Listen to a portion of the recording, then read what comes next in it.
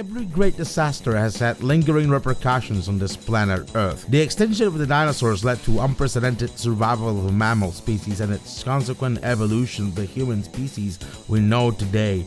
9/11 led to an era of post-9/11 politics with greater emphasis on the American decline of the status quo. And the many deaths that Nazi Germany caused alongside with World War II brought with Germany an age of recovery where we at least learned how to avoid the rise of fascism. But there was a great disaster with long-term effects that brought a rise of fascism itself, and with it, subsequent political turmoil on the internet.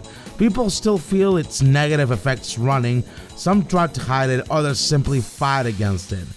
GamerGate, an unprecedented disaster in the digital age that brought hell with itself. Today, we're going to explore the history behind the internet's biggest political tragedy and one of the key moments for the far right online. This is the story of GamerGate.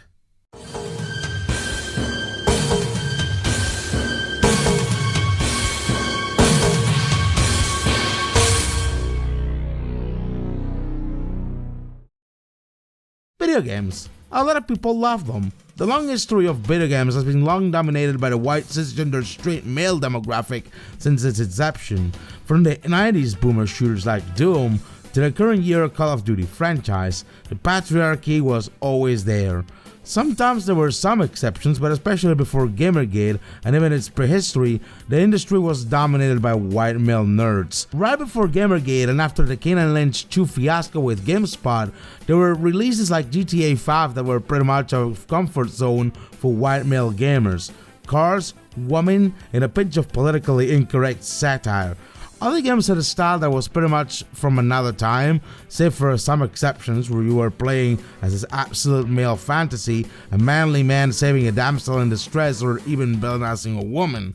There was this aura of sexism permeating the video game industry. Even GTA 5 self-parodied itself on it, with a 20-year-old son of Michael playing what seems to be an exaggerated version of Call of Duty. But then gamers will have a wake-up call, a slap on the wrist if you will. 2011, a particular Canadian-American daughter of an Iraqi-Armenian parents noticed a general trend in the games industry.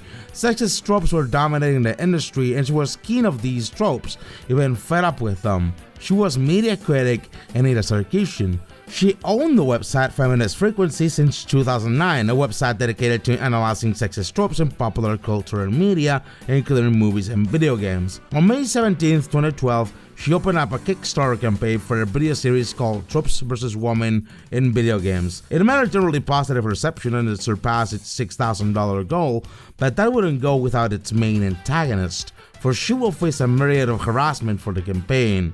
This was probably the beginning. Meet one of the main antagonists of this story, 4chan. Of course it's fucking 4chan. A place of scum and villainy where white cisgender straight males gather for the only purpose of shitposting. 4chan will be a key player in the GamerGate story as well as some others, but consider this the first villain of the story. 4chan often indulges in harassment campaigns like more modern contemporaries such as Kiwi Farms, often to just have a laugh, especially at women, LGBTQIA+ people, and neurodivergent people. One of 4chan's most notorious victims was Christine Weston Chandler, also known as Chris Chan, since her Sonic 2 series released to the public eye on the internet. Another one of 4chan's infamous harassment campaigns was a Post Close campaign, where it all started spouting racist nonsense and swastikas in Habbo Hotel dressed as black men in suits and afros, to literally harassing real people who just wanted to have a swim in their local pool. 4chan rejoices in their users' ability to remain anonymous and free of consequence, hence the regular names of the users are often hidden with the name Anonymous. In 2012, they stumbled upon Anita Sarkeesian's Kickstarter campaign, and they were not too happy about it. One must understand that 4chan is very fond of right-wing, racist and sexist rhetoric dominating the site, and things like Anita's campaign is precisely a target for their bigotry. So 4chan gathered arms and started a long-lasting harassment campaign against Anita Sarkeesian. They brought it to social media to send death threats and attacks to Anita Sarkeesian, and it was going to get worse from there. 4chan shitposters didn't shy from using anonymous fake troll accounts with 0 followers to send in death threats to Anita Sarkeesian. One of the remarkable troll accounts decided it was a good idea to not just dox her and her family, but to threaten Anita with sexual assault and murder too. Some others will decide to hack into Anita's website as well as her social media and send crude images of her being sexually assaulted by video game characters. It was not just the 4chan shitposters who were fond of attacking Anita Sarkeesian, as a bunch of men's rights activists and other manosphere influencers joined in ever since the Kickstarter launch, often calling her a fraud or mishandling the money she raised. Oftentimes, these skeptics were found on YouTube posting tweets of hatred against Anita under hundreds of online videos. Some few were rather creative though. One attacker created a computer flash game beat up Anita Sarkeesian, which made players beat up Anita in a bloody pulp by clicking the mouse. This game will not be free of criticism though, and its per legal ramifications as well. A Toronto feminist named Stephanie Guthrie raised criticisms against beat up Anita Sarkeesian, which got her into the crossfire of online harassment. The game's creator, Bendeling Spur, who had previously created similar games about punching conservative lawyer and anti-video game activist Jack Thompson, denied that the games promoted any violence. Guthrie contacted news organizations as potential employers of Spur's hometown in hopes she could get him jobless. Then came Gregory Allen Elliott, a Toronto artist who criticized Guthrie's actions as every bit as vicious as a face punch game. In response, Guthrie and others blocked him on Twitter and reported his posts. The bad thing is, Twitter did not find he was violating the terms of service. Elliott kept harassing Guthrie with diverse mocking criticisms up to the point where Guthrie convened a meeting of friends to discuss Elliott's behavior. The main problem here is that Elliott was able to create a hashtag on Twitter that anyone was able to use, hence anyone could go and harass Guthrie for a mere Twitter fight. Regardless of anything, Elliott was charged by the Canadian Crown in November 2012 for a breach of a peace bond and criminal harassment of Guthrie. He was later released on bail on the condition that he would not tweet or access Twitter, have a smartphone, or use a computer with internet access.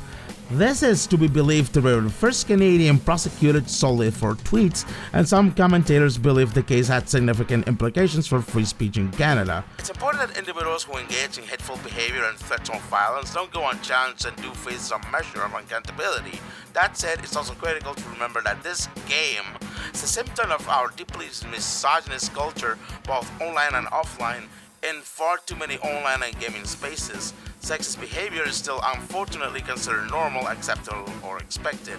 This particular domestic violence game is just one of the more extreme manifestations of the sustained cyber mob-style harassment campaign directed at me, which has been perpetrated by hundreds, if not thousands, of mostly anonymous internet users over the course of several weeks. That was written by Anita Sarkeesian in response to the beat-up Anita Sarkeesian harassment Guthrie faced. Additionally, online services and websites need to do a much better job of creating a safer, better moderated spaces and provide the tools and functionality that empower those being harassed and abused via the systems. In short, online harassment and abuse needs to be taken seriously by the companies and institutions that provide the infrastructure for our lives online. But 4chan made it even worse for Anita Sarkeesian. On March 2014, Anita was expected to be hosted at the Game Developers Choice Awards, but an anonymous 4chan emailer threatened to blow up the event unless the host denied an award recognizing Anita Sarkeesian. The threat turned out to be empty and Sarkeesian received the award eventually, but at the time it was nerve-wracking. There was an anti-Sarkeesian documentary in the works made by a bunch of YouTube skeptics, including Davis Orini, or Leo M.G. Orini as stated in his website. Orini was a well-known neo-Nazi posing as a YouTube intellectual who collaborated in the creation of the documentary called The Sarkeesian Effect, which to his day has never been made. Regardless, it is a total mess of drama, treachery, and other shenanigans that could be only described as a waste of Patreon money. Maybe this documentary shenanigans will be a story for another day. It wasn't all doom and gloom for the Tropes vs. Women in video game series, as Anita Sarkeesian has made a more positive effect in the games industry for the long term. Harassment was barely affecting the campaign's financials with the overwhelming support it received for everyone else. The campaign received a total of over $150,000, being a massive success. It even sparked the interest of a journalist from the New York Times who personally contacted Nintendo's Shigeru Miyamoto, the creator of Super Mario Bros., about the constant use of damsels in distress such as Peach. Miyamoto stated that he never thought about it seriously. Another side effect of the Tropes vs. Women in video game series will come years after GamerGate itself, when it affected the development of Dishonored 2 after diverse criticisms that led to the inclusion of a female playable character in the game in 2017. So maybe Anita Sarkeesian will get what she wanted. After all, even though it was years later, but even then 4chan was still looking for other targets, or at least the incel side of the internet will look for a target. In 2013, a non-binary person by the name of Zoe Quinn will make their debut video game, Depression Quest, an interactive non-fiction about living with depression. The game was free to play, albeit it allowed donations too. It was loosely based on Zoe Quinn's experience with her depression. For 4chan, it was not a real video game. An initial harassment campaign started on the board Wizard-chan, a board dedicated to host the incel tabs online. 4chan had another target of harassment. They doxed Quinn's phone number, resulting in a barrage of harassment phone calls telling them to commit suicide. This will prove nothing compared to what will come next, when one day, on August 2014, the August that never ended, a man by the name of Aaron Johnny, who happened to be Quinn's former boyfriend, created a blog post that will kickstart the beginning of the end. The Zoe post, a lengthy detailed account of the relationship and breakup that included copies of personal chat logs, emails, and text messages. One of the claims of this blog post was that Quinn received a favorable review of Depression Quest in exchange of her sexual relationship with a man by the name of Nathan Grayson, a reporter for Kotaku on Rock Paper Shotgun. Albeit this was pretty much a false claim, will lead to the series of events that will mark the beginning of yet another disaster, leading us to GamerGate.